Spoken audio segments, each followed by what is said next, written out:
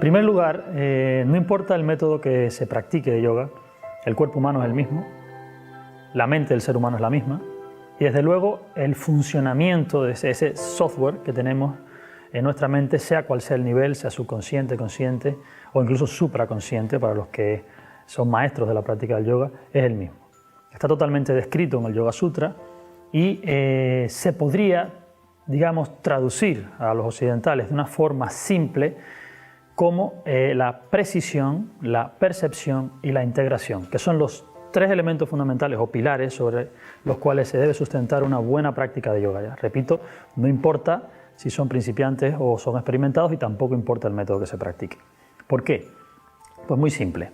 La precisión es lo que permite discriminar si la sensación de diferencia que se produce entre los hemisferios del cuerpo, entre la banda derecha e izquierda o en la cara frontal y posterior, se produce por una mala postura, es decir, que es imprecisa la postura, o porque esa diferencia es inherente a nuestro cuerpo.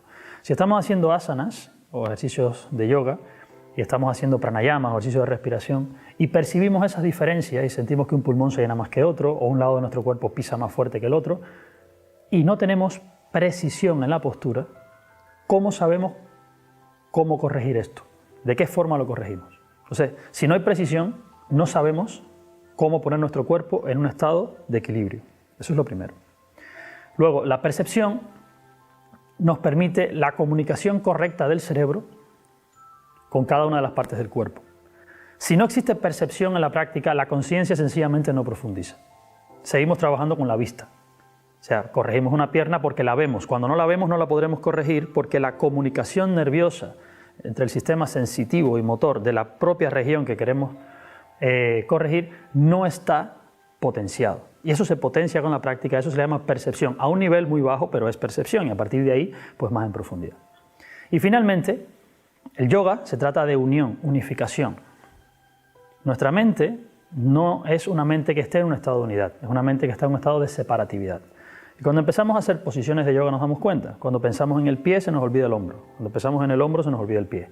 Es decir, la mente salta del pie al hombro o del hombro a la pierna o al vientre según el foco de atención se mueva.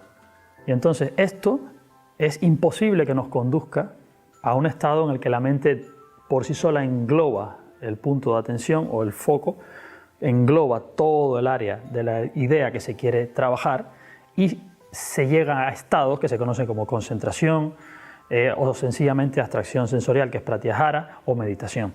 Es imposible acceder a estados de conciencia de ese tipo si trabajamos sobre una mente separativa. Así que la integración, probablemente el más importante de esos tres pilares, es el que permite que el estado de conciencia varíe y el asana madure, que no importa que llevemos 20 años practicando. Si no hacemos las cosas de esta manera, el estado de conciencia, que es para lo que el yoga está diseñado, la mejoría de ese estado de conciencia y la evolución, no se produce.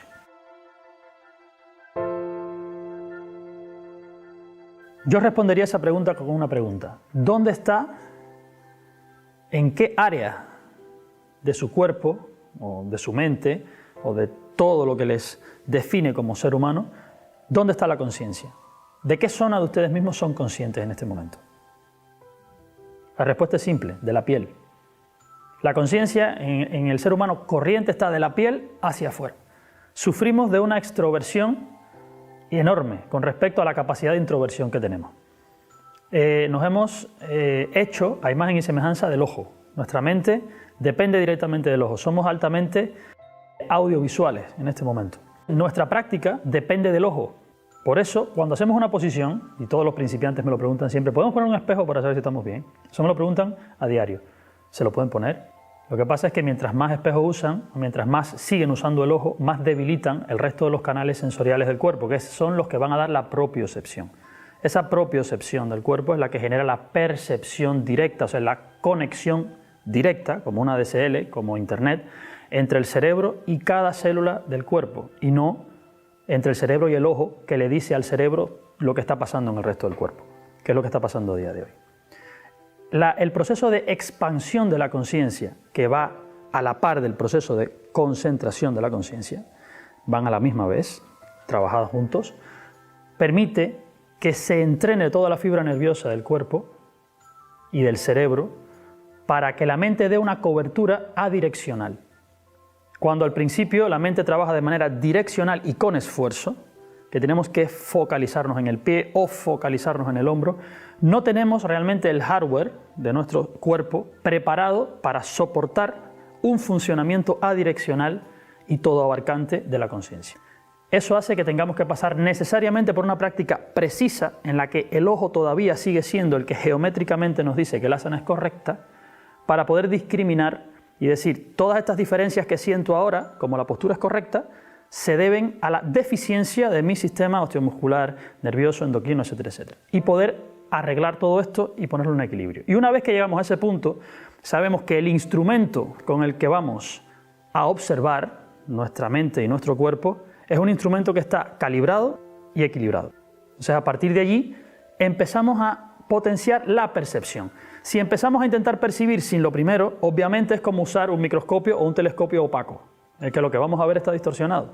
Es decir, la práctica es errónea, porque no partimos de un principio equilibrado y un principio cristalino, que podamos ver sin distorsión, lo vamos a sentir sin distorsión. Nuestros nervios nos engañan, para decirlo de alguna manera. Y finalmente, la percepción hay que irla entrenando, hay que ir expandiendo el foco de atención hasta que no sea necesario saltar de un lado a otro. Es decir, ya cuando la mente logra abarcar al cuerpo completo, no salta, porque ya está en todas partes. Pero hay que entrenarlo, como si fuera una pesa, igual, pero en el sistema nervioso. Así que precisión, percepción, para después poder abordar la integración. Ese es el orden. Siempre que explico el yoga a mis alumnos, lo explico en términos de energía y tiempo. Nosotros podemos multiplicar todos los recursos que queramos, salvo nuestro tiempo y salvo nuestra energía en el estado de conciencia actual. Después aprenderán que cuando evoluciona el estado de conciencia también lo hace la energía.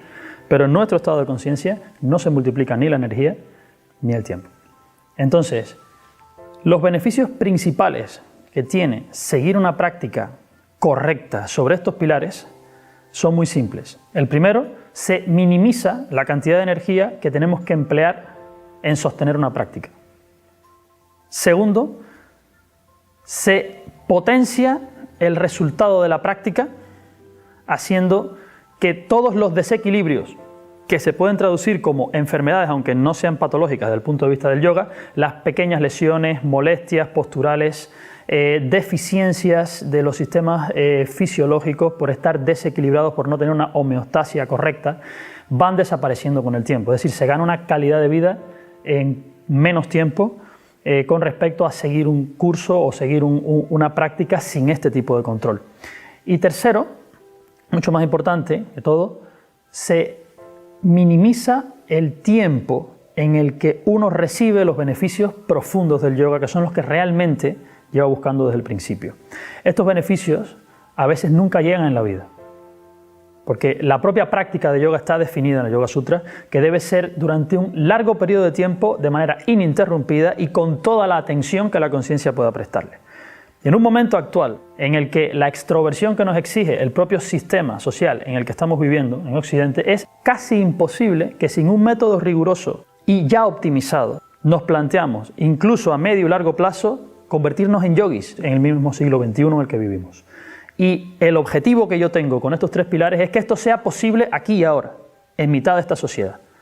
Que no sea necesario un retiro, que no sea necesario nada más que vivir aquí, pero hacer las cosas correctamente estructuradas y observadas, para que el resultado sea óptimo y nuestra energía y nuestro tiempo dedicados a ellos, mínimo. Ojalá hubiese tenido yo al principio de mi práctica una guía como esta, para comenzar a practicar. Yo les diría que tengan muy en cuenta que el yoga es uno de esos ejercicios en los que importa más la relación que establecemos con él que el resultado que da el ejercicio. Porque la transformación a la que está evocando el ejercicio de yoga no es una transformación meramente física. Por eso es un ejercicio que no es cuantificable únicamente en resultados de elasticidad o fuerza o equilibrio corporal. Como lo que se está dando en un ejercicio de yoga tiene un impacto profundo que llega al propio foco de atención de la conciencia y llega a nuestro estereotipo dinámico de conciencia, que es nuestro carácter, yo les pediría que, sin olvidar la meta, que es, por supuesto, el aumento de la calidad de vida, les diría, no pierdan tiempo, no gasten o hagan esfuerzos inútiles. Busquen la forma óptima de llegar lo antes posible a un estado en el que puedan discriminar si su práctica es correcta o no, que es el verdadero estado de independencia de un practicante de yoga. Mientras tanto, estamos siempre pendientes de que alguien nos corrija o que algún manual nos enseñe. El objetivo de nuestro trabajo, todo nuestro trabajo, es que hayan practicantes de yoga, no personas dependientes del ojo ajeno para que practiquen o para que sepan cómo se hace el yoga. Ustedes pueden lograr en poco tiempo, por experiencia propia se los digo, pueden lograr en poco tiempo una corrección de sus molestias principales durante la práctica y una potencia en su estado energético y en su capacidad de discriminación, que les haga llegar al nivel y la calidad de vida que ustedes están esperando. Les diría que se fijaran en este enlace que está justo debajo, que entraran y que de forma gratuita vean la información que hemos preparado. Si está hecha para que de manera gratuita ustedes la vean, se beneficien de ella y la divulguen, porque es algo que a día de hoy todo el mundo debería saber. Espero que lo uses, espero que te sea beneficioso a ti y espero que hagas que a otros también les sea beneficioso. Muchas gracias.